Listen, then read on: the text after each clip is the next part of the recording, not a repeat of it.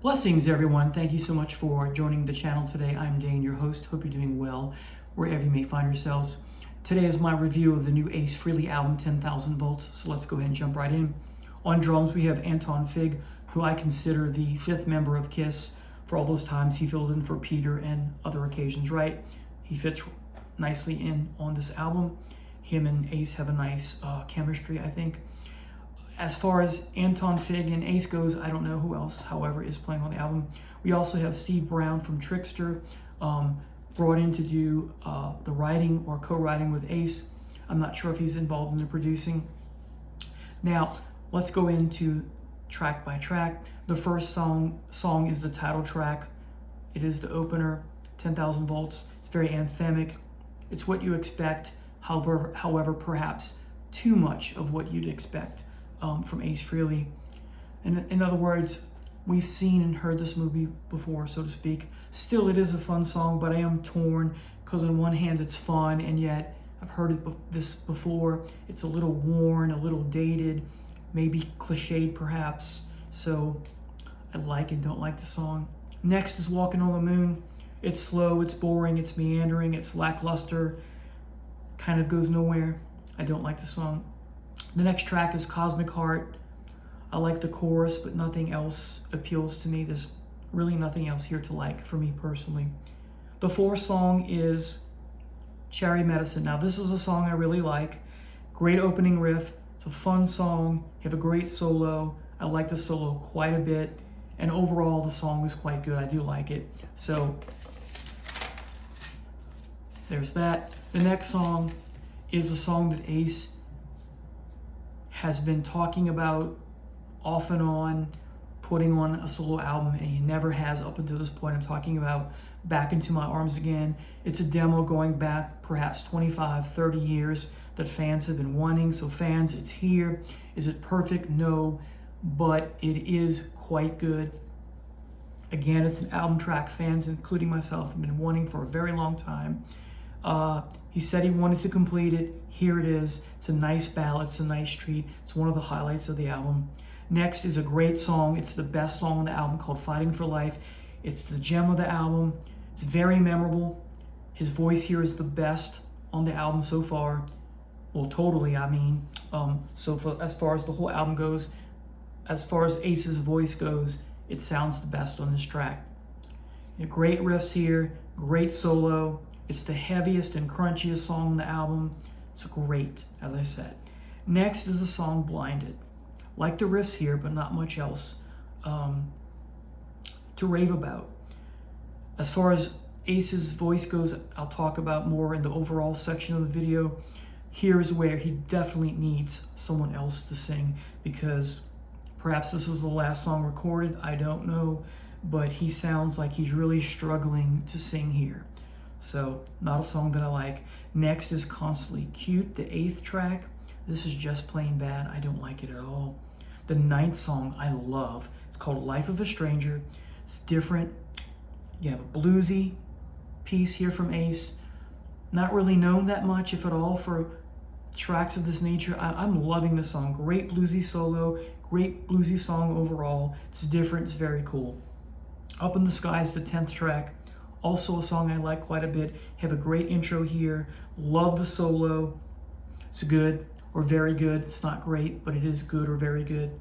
And the final song, Stratosphere, is a song I'm quite fond of. I liked it the second I heard it. It's called Stratosphere. It's an instrumental. It's only 3 minutes, but it is quite good. I wish Ace would do more instrumentals on his album, not just one here and there. Do 2 or 3. There's something magical about most of his instrumentals, as few and far between as they are. I want more of this from Ace. So let's talk about the album overall. The tone of Ace's guitar is dynamite. Flat out dynamite. As is to be expected. The mix, also dynamite. It's fantastic. So good job with respect to producing and engineering. And as far as the guitar goes, I'll say one more thing. It's right where it needs to be in the mix. It's right front and center and in the front of the mix. I hear problems. Vocals. Now we know that Ace's voice is not the best, and in Kiss, there was something charismatic about it because you didn't hear his voice all the time.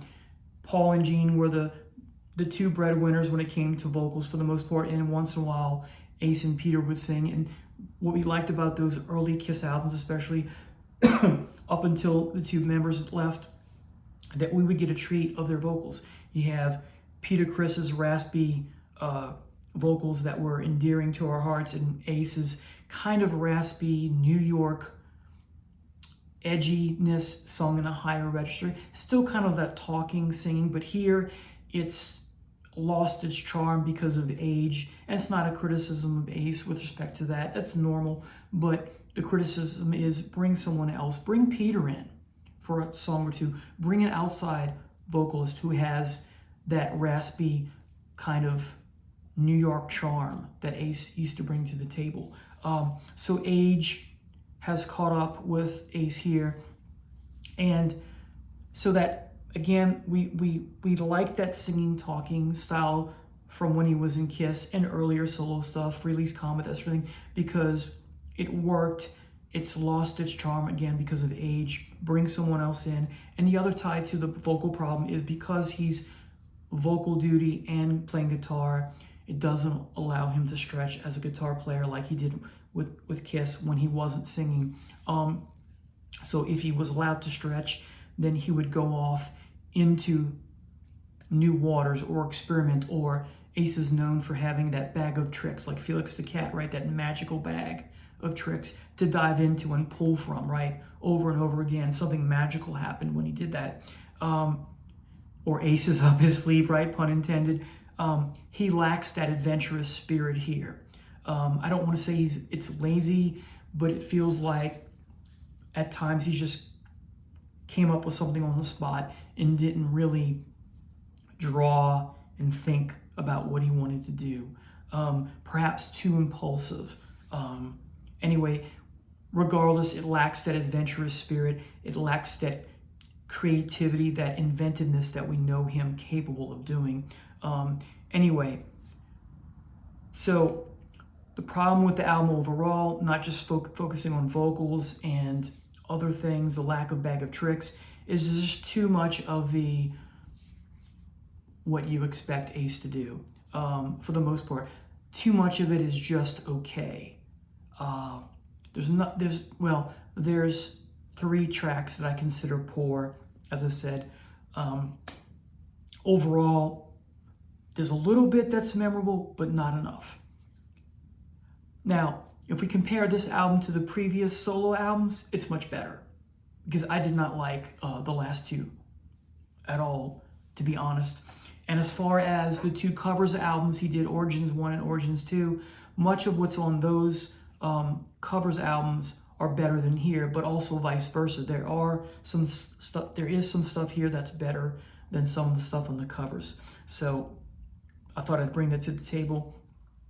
Ace said in an interview leading up to this album at some point that this would be as good as his first solo album, the Kiss Ace Frehley solo album. It's not. I wanted it to be, but it's not. So I'm not sure if I'm going to get this. There are 7 songs that I like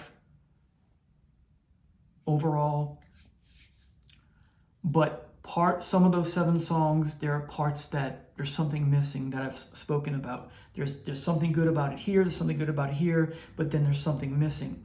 Of those 7 songs, 4 of them I really like a lot. Is this worth getting for 4 songs and 4 songs only? And of those 4, only 2 of them are really, really great. So there you have it. Here's my review. Tell me what you think in the comments. I'd love to hear what you think of this album. Thank you so much for watching. Have a blessed day now.